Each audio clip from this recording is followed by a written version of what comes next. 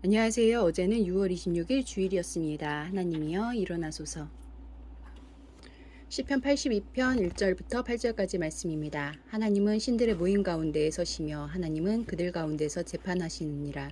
너희가 불공평한 판단을 하며 악인의 낫 보기를 언제까지 하려느냐.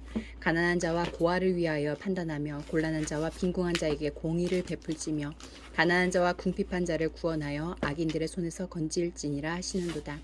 그들은 알지도 못하고 깨닫지도 못하여 흑암 중에 왕래하니 땅의 모든 터가 흔들리도다.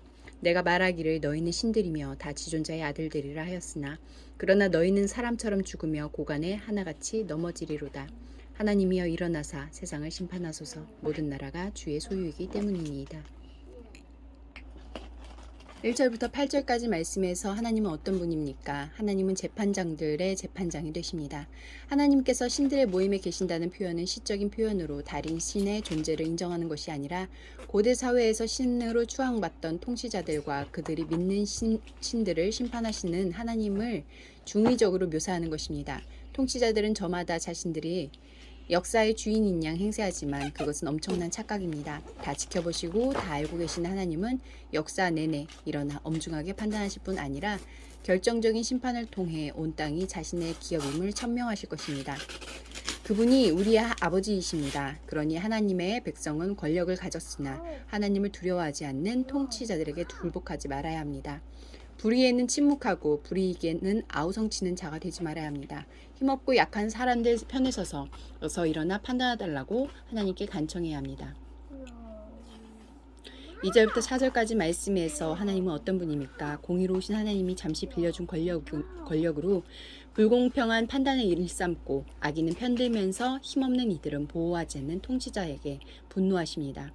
가난한 자와 고아, 곤란한 자와 궁핍한 자는 우리의 탐욕이 만들어낸 희생자들이며 우리를 통해 공급받고 우리의 섬김을 통해 살아가라고 보내신 자들입니다. 권력을 키우는데 아무 도움이 되지 않는 이들을 향한 관심의 정도가 하나님의 대리인으로서 신실함의 정도를 반영합니다. 5절부터 7절까지 말씀에서 하나님은 어떤 분입니까? 하나님을 아는 지식이 없는 사람은 세상에서 늘 불안합니다. 앞이 보이지 않는 어두운 현실과 땅의 기초가 흔들리는 것 같은 상황에서 확실하고 고정된 것은 학벌과 취업과 재테크라고 여기지만 경쟁과 비교 속에서 오히려 더 흔들리며 불안해합니다. 흙으로 돌아갈 인생인데도 끝없는 불확실함 속에서 근심하며 인생을 살아갑니다.